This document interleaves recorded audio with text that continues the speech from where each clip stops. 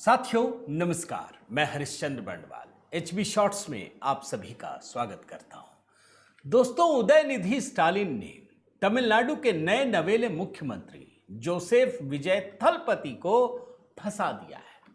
हालांकि जब मैं ये बात कह रहा हूं ना दोस्तों, तो मेरे भीतर भी थोड़ा कंफ्यूजन है। आप दूर कीजिएगा, मैं आपसे निवेदन करता हूं।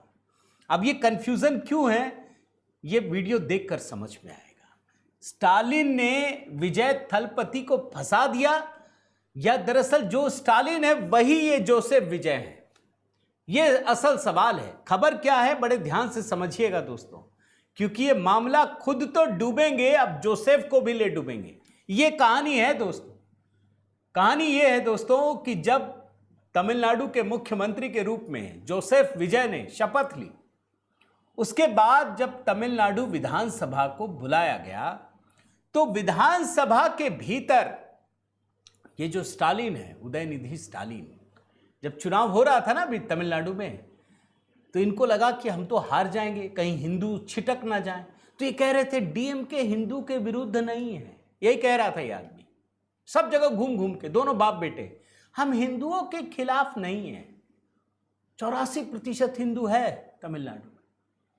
और जैसे ही इसके पिता तो हार गए, जो स्टालिन है, उदयनिधि स्टालिन जीत गए, विधानसभा के भीतर यह आदमी फिर से वही जहर उगलने लगा, जिस पर हाई कोर्ट तक ने कहा कि यह हेट स्पीच है।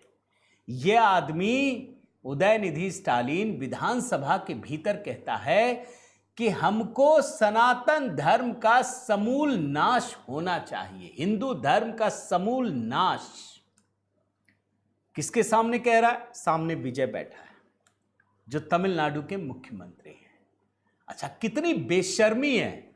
लोग सवाल भी पूछ रहे हैं, कह रहे तुम बोलते हो हिंदू धर्म को खत्म कर देंगे, तुम्हारी मां तो मंदिर जाती है यार।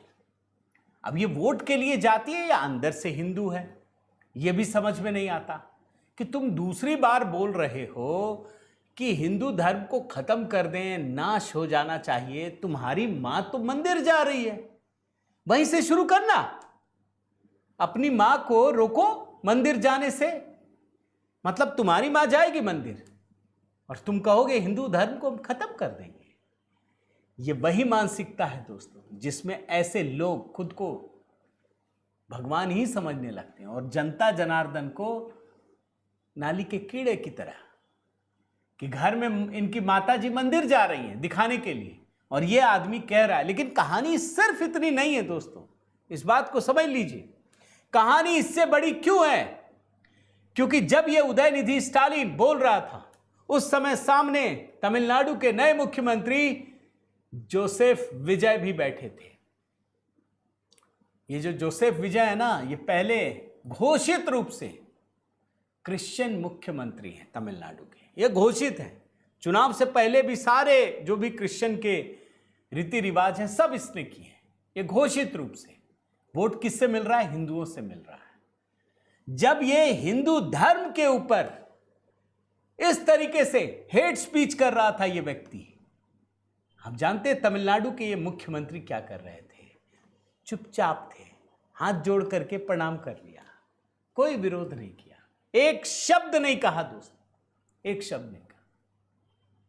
अब लोग बोल रहे हैं कि समर्थन भी नहीं किया, विरोध भी नहीं किया। अरे भाई, किसी एक पूरे धर्म के लिए, अभी किसी धर्म के लिए भाजपा का कोई विधायक बोल दे, क्या होगा? सोचिए, किसी भी धर्म के लिए।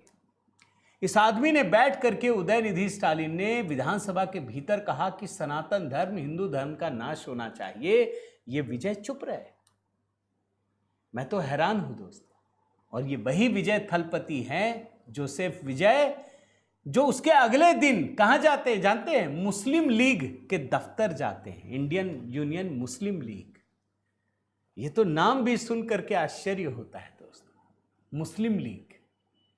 ये तमिलनाडु किस दिशा में जा रहा है मुझे नहीं पता दोस्तों, लेकिन मैं ये बात जानता हूं कि जब पाप का घड़ा भर जाता है ना, अभी शायद वहां भरा नहीं है या भरने की दिशा में अग्रसर है। हिंदू बहुल राज्य, मुख्यमंत्री क्रिश्चियन, और हिंदू धर्म को खत्म करने की वकालत विधानसभा के भीतर और गलबहियाँ हो रही है मुस्लिम लीग से। अद्भुत है, ये सिर्फ इसी देश में हो सकता है, कहीं नहीं हो सकता। इसीलिए जब लोग कहते हैं ना कि हिंदुओं में शत्रुबोध का बड़ा घोर अभाव है, तो वो साफ साफ दिखता है। मैं चाहता हूं दोस्तों, इस पर ज़रूर अपनी राय दीजिएगा, आप क्या सोचते हैं। एक कमेंट कीजिएगा, लाइक कीजिए, शेयर कीजिए। अगर चैनल आपने सब्सक्राइब नहीं किया है तो ज़रूर कीजिएगा। बहुत बहुत धन्यवाद। जय सिया राम।